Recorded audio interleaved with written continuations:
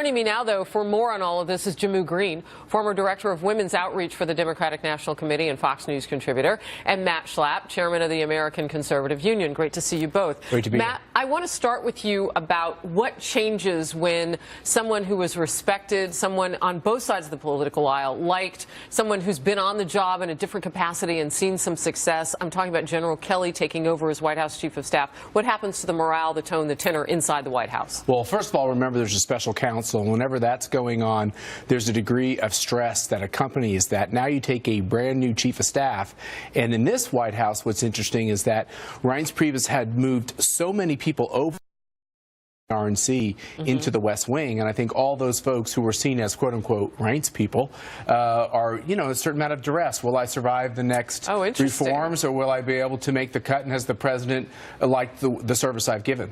And what about just kind of this idea of keeping the party inside the White House? Yeah, see, I think this is a misnomer. People are assuming that when the RNC moved over, that was the president's only touchstone to the party. That is completely false.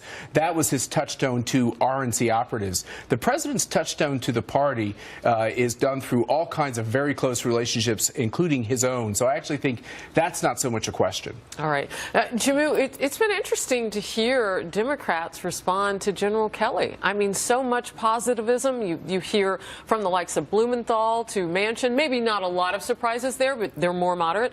But still. I think we all are hoping that the chaos is going to calm down. I mean, the anxiety, Matt, that you mentioned for the RNC operatives inside the White House, I think we've all been facing that, not just in the media, not just as all of these different issues come up every single day, every single week. We need to get back to the business of helping the American people. Now, General Kelly, he's either going to have to go around President Trump, lock him up in a White House bunker, take him through like a basic training or a boot camp. I'm pretty sure. Something is going to have to shift, because there's the problem in the White House doesn't come from Reince Priebus or any of the other names that have like popped up. It comes from the leader who is in the Oval Office. This is wrong. I will agree with you that the West Wing was not exactly set up in a way where it could be efficient and effective at the beginning of this administration. And you had leaks. That's right. And the leaks have been debilitating and terrible. But actually, General Kelly coming in, I think it's because Donald Trump realizes that he wants to set the West Wing and his staff up in a way where it can be more successful. Donald Trump is looking at the last 6 months and wanting to make improvements. It's not done over Donald Trump's objections. It's done because he is seeing what he wants to do to have a tighter, better team. But how is he going to keep him in check?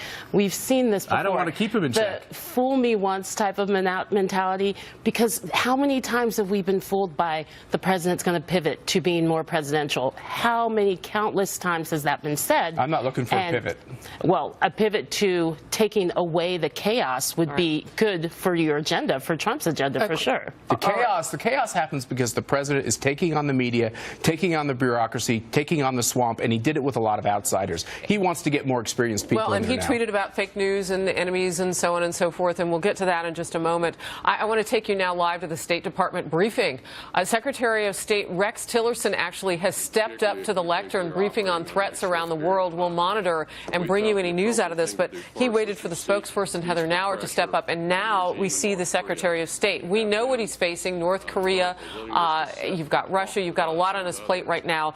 Our team is listening in, watching this very closely, and we'll take you there depending on the statements he makes right away as breaking news. We wanted to show you that we're watching this. Okay, let's come back to Jamu and Matt. And you know, let's talk about this a little bit, because behind the scenes of the White House, you've got staffing and you've got some things going on. In front of the rest of the world, though, you have things going on like, you know, if you live next door to Russia, Ukraine, sending in troops there potentially. Your thoughts on that? Yeah, I actually think that what faces this administration, in some ways, because the previous administration didn't take care of problems, or the problems are just so serious, like North Korea, that I think all this talk about Russia and collusion and investigation, what Jamu calls chaos in the West Wing, it's really going to dissipate when we realize the serious national security questions facing the country, not just with Iran getting a nuclear weapon. Look at North Korea and look at the implications on our relationship with China. This is what really is going to overshadow, unfortunately, all the silliness of the day. Well, and Jamu, real quick, I mean, Russia is on the landscape because we're pressing with sanctions, and they don't like that, so they want to kick out 755 diplomatic staff and ancillary staffing as well. And we need to continue to hit them hard. But Matt, you also use the word chaos. This is not some Democratic talking point. This is what's just been right in front of our eyes, and why it is so important that someone like General Kelly be able to come in and actually take control. I'm a fan of just common sense and lowering the temperature, because I think the anxiety that has been caused in the last 6 months is actually making people ill. Not just us in the media who pay attention to this every single day, but the American people who are wondering what is going on in I don't know where you get your medical information. From my friends who are actually physically ill. Medical, your party, the Democrats, say they're ready to step up with some ideas to repair Obamacare. Let's talk about that. President Trump is pressing Republican lawmakers to keep fighting to get the job done. I'm going to ask you to. Sarah Huckabee Sanders wrapping up the White House press briefing there, getting peppered with questions. And as we come back on set, Jamu Green and Matt Schlapp are here. I'm going to our Democrat guest first because she had a comment about Sarah Huckabee Sanders, and you said she did a good job. I don't want to quote you. Well, I would quote Wonder Woman, never send a man to do a woman's job. She did fantastic up there, and I think that level of stability is exactly what this White House needs. Now, the substance of what she says is also really important, and I'm a little conflicted when she says, inaction on Obamacare means that it's not going to that it's going to fail, but action by the president to actually sabotage Obamacare and withhold these payments, that's even harsher. Matt? Yeah, I think she did a great job. I think if you noticed, Harris, you were commenting she had prepared answers for certain tough questions, which means that on Russia. Right. I mean, she was ready with a 45-second answer. That's not a weakness of a spokesperson. That's actually a strength. That means they've run it through the lawyers. They've run it through the policy advisors. It means that's administration policy. You can take it to the bank. I also think that she didn't just dwell and wasn't overly feisty on tough questions. She's in, she's out. That's the job of a press secretary. Deliver a message and keep moving. All right. Matt, you said at one point, that's news. Secretary Mnuchin met with the president on the debt ceiling issue. And what Sarah Huckabee Sanders just said is that she was asked, will you get anything done with this? And she says that the president wants to raise it. She gave the example of previous presidents who've done this. She gave the number 15 times. Right. And he needs Congress to do it. You said that's news. That's big news. Why? Yeah, because it's a very clear message to Republicans in Congress who are worried about raising the debt limit, because that just means more deficit spending. It's sending a clear message that President Trump views it in the economic interests of the country to get this done. It's a tough thing, especially for conservatives like myself to do, and he's sending a message, I'm going to push for this. I have to say this, and the reporter's question, the way that he phrased it about that, he said, kind of throwing it aside, I don't know if you've noticed what's happening on Wall Street, and she said, well, the American people have noticed that. Great answer. Yeah. So, okay, real quickly. I've noticed. I don't know about you, but I've been noticing. I do want to get that section where she was prepared for the Russia question, but I want to hit you one more time, because the two of you both looked at each other and you said that's ridiculous when Sarah Huckabee Sanders was being asked about whether or not Ivanka Trump and Jared Kushner and Steve Bannon, I've asked the question about whether or not they'll still have unfettered access to the president. She said no one has that kind of access. Yeah. You can't just stroll into the Oval Office. Let me jump in on this. As someone who worked in a West Wing, the president's going to talk to who the president wants to talk to.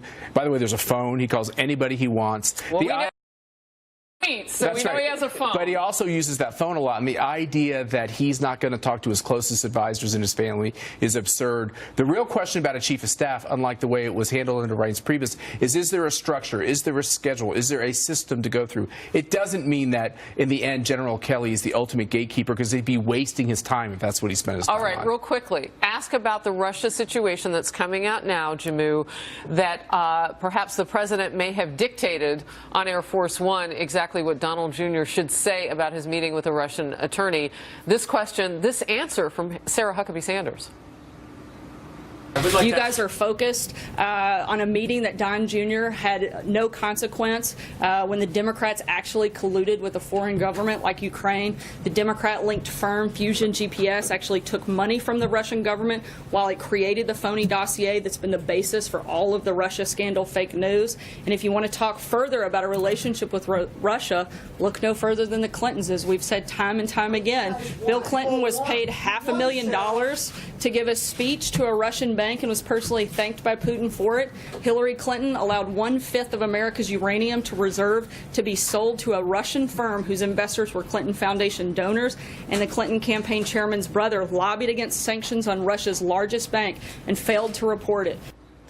You don't like the substance. I get that as a Democrat, Jamu, but you were giving her some props while this was going on. I'm giving her props on her performance. I'm not going to give her props on the but Clinton defense.